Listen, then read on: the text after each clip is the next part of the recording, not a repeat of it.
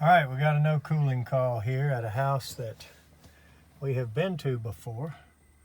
Looks like they got a pretty nice backyard. So let's see what's wrong with their unit. All right, so I have determined that it is on and blowing in the house. So we're gonna go take a look at the outside unit. And that's pretty nice looking set up in the backyard there. Nice little pond.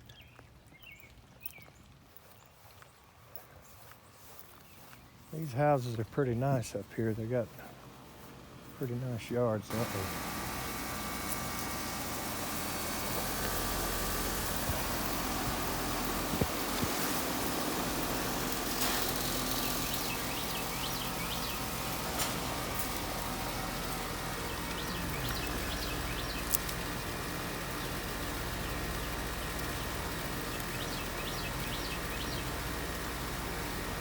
As always,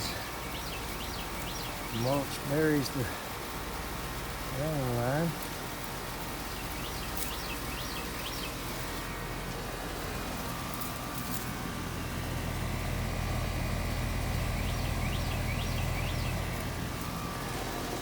Getting hot air, so warm air. Let's get some gauges on it. All right, I got my analog gauges on this R22 unit, and it's a heat pump, but I don't really use the mid port unless it's running in the heat mode. I know it would be fine to read it either way, but I don't know why. It might be just a mental block. I just like it better.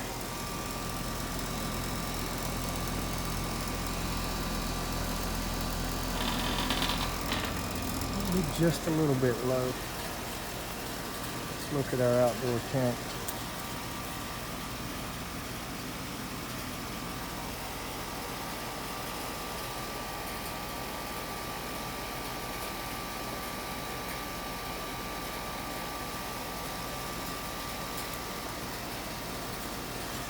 It says 90 degrees.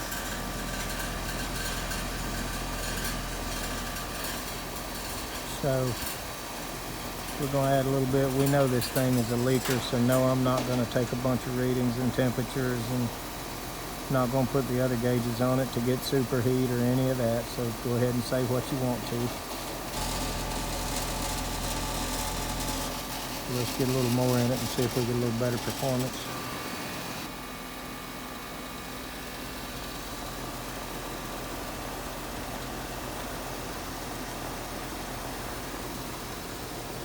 Let's let him eat.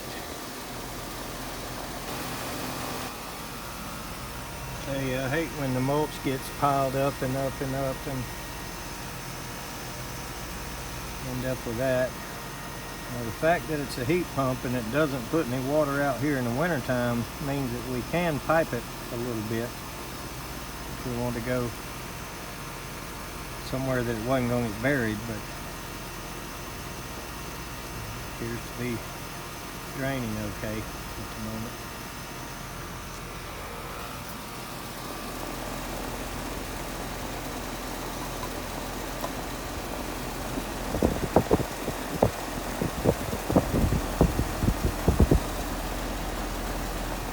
See if that makes our head pressure calm.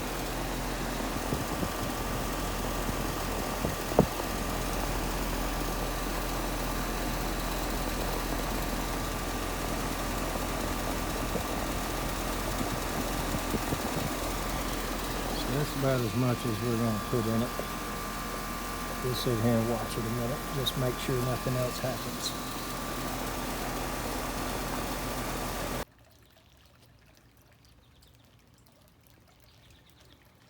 A pretty little goldfish.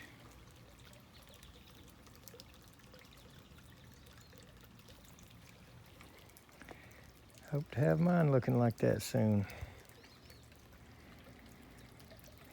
There was a big frog here because he jumped in when I walked up. Nice little lily pads.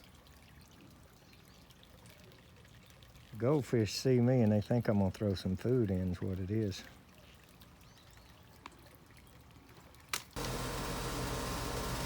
All right, we've got it gassed up. So what I'm doing now is another one of my methods for checking the Schrader valves. So I've got these little gauges, you know, they call them Z manifold gauges, or I don't know, that's just what I've heard from the other guys on YouTube.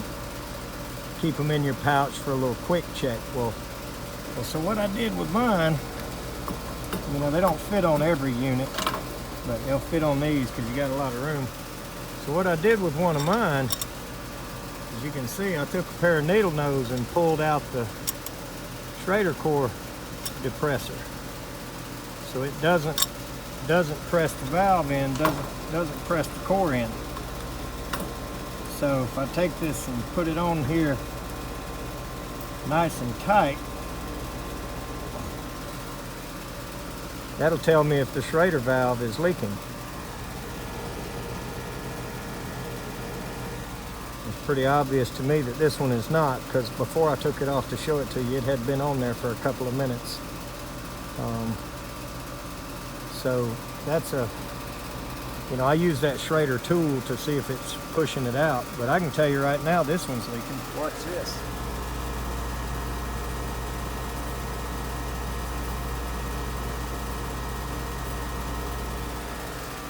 So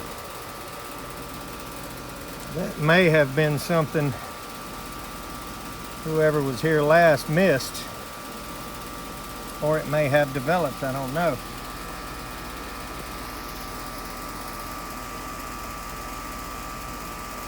So the first thing I'm going to do is I'm going to check it to see if it's tight. And it really wasn't.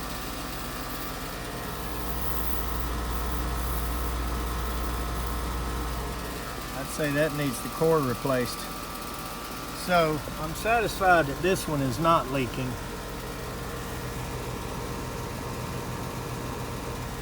It's still on 0. So we can be assured that one is okay. And we'll go ahead and put the cap back on that one and not worry about it.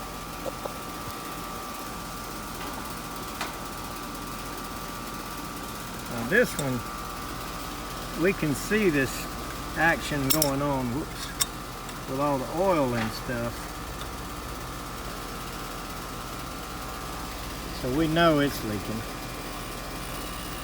There you go. You see to go up and give us the reading when we have nothing in here to depress the Schrader Core. So let's change it out. All right, so I'm also going to take the opportunity here to show you my other method.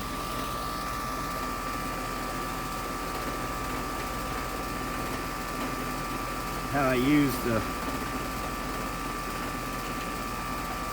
Schrader tool to test them. You can just put that on there, and if the unit's not running, well, you can hear it even with it running. You hear that.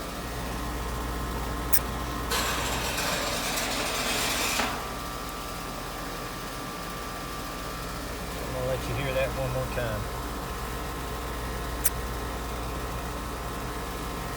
I assume the camera's picking that up.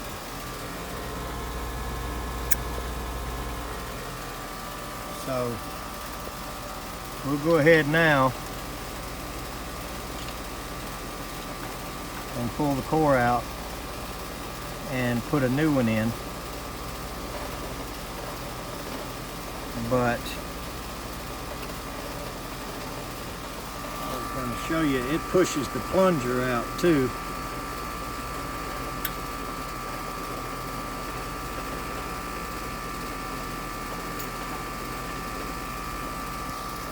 Alright, so I've got it loose.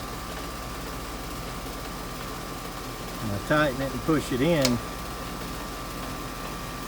See it pushes the plunger out too, so we know that one is bad. Oh yeah, we can even feel the pressure.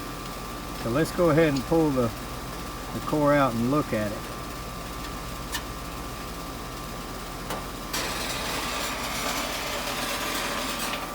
And the gauge, keep sitting the gauge up there and it rattles over to the fan. So I don't have a tripod around here this time.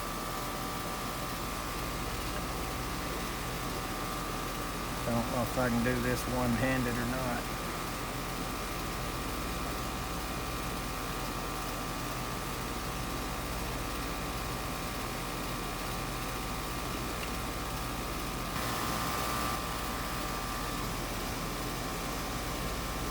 Alright, I did get it loose. And we'll examine that one closely in a minute. Right now, let's go ahead and get a new one in it.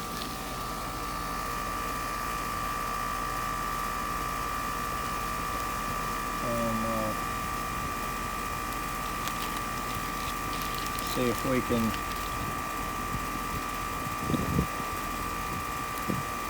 resolve at least this one issue. Now, I don't know for sure this is the only leak this machine has, but it's a significant one. So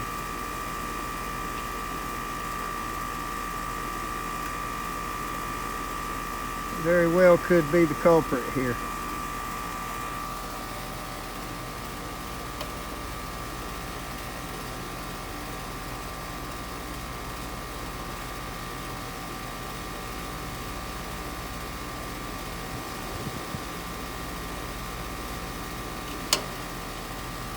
Now, I've got the new core in, I believe. So we'll check it. It's gone. Alright, now, there should be no pressure in there because we've relieved it.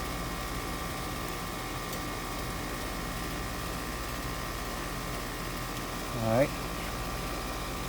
Let's take our tool out of the way.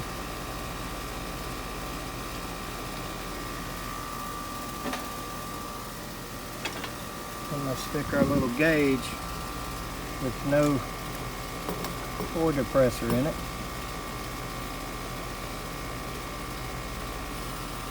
And it is tight.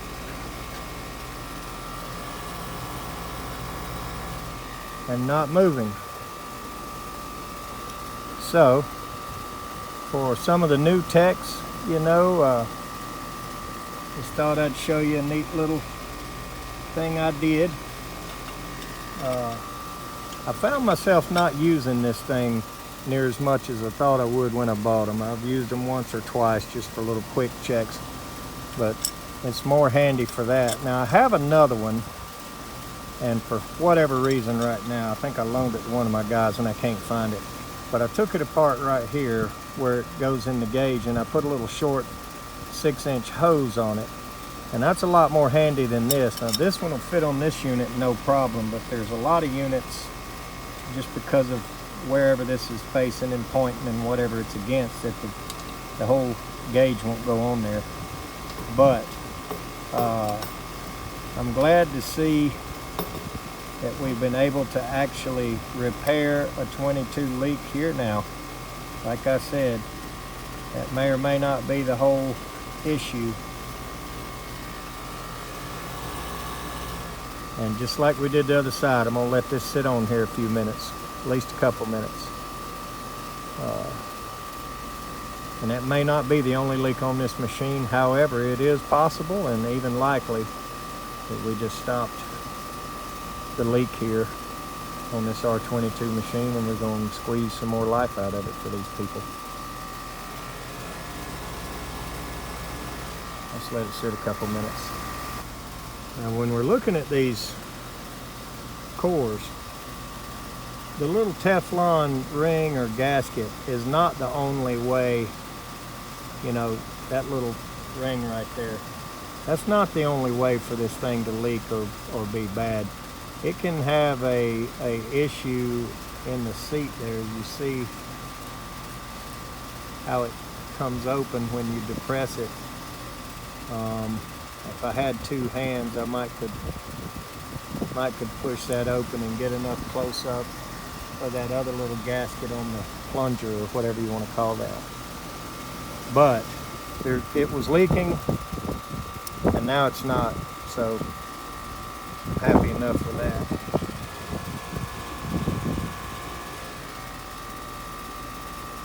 So there you have it. Alright, so it sat on this one a good couple of minutes and did not leak, so I moved it over here to the mid port just to make sure it's not a problem. And it sat there a couple minutes too.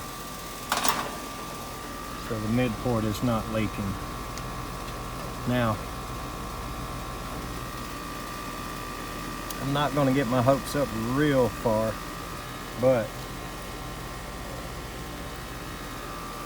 we did eliminate one leak, and I don't know how much of that came out of the O-ring type cap that these have got on them. I think if it had the, you know, Train and Lennox style, just regular flare cap that you crank down with a wrench, it may not have let any out. But it probably was the leak. Let's wait and see. We'll know next year.